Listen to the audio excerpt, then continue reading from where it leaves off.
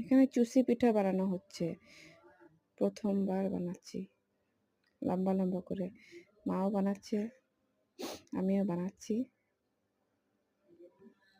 তারপর এটাকে কড়াইয়ে ঘি গরম করে আরেকটা ঘিটাকে নেড়ে দিতে হবে।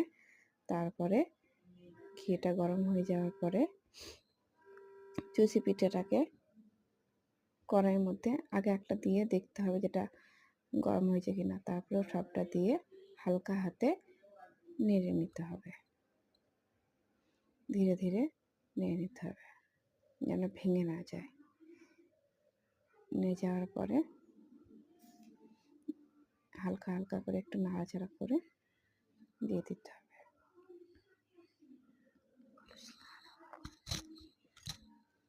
তারপরে দুধ দেওয়া হবে।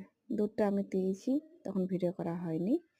দুধ দিয়ে খেজুরের গুড় আর দুধ দিয়ে ফুটিয়ে নিতে হবে। মিনিট 4-5 ফুটিয়ে নিলেই হবে। একটু গুড় একটু দিয়ে দিলাম, খেজুরের গুড়, নাড়াচাড়া করে ফুটিয়ে, বেশি ফোটালে হবে না, বেশি ফোটালে গলে যাওয়া থাকবে, সেই জন্য। তারপরে হয়ে গেল, 5 মিনিট ফুটানোর পরে হয়ে গিয়েছে রেডি।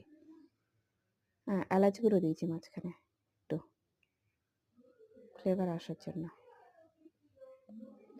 বাটিতে সার্ভ করলাম, দেখি খেয়ে কি বলে। দারুণ রঙটা হয়েছে।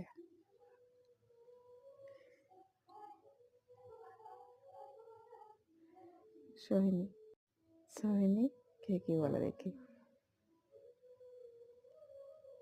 ও তো দারুণ বললো।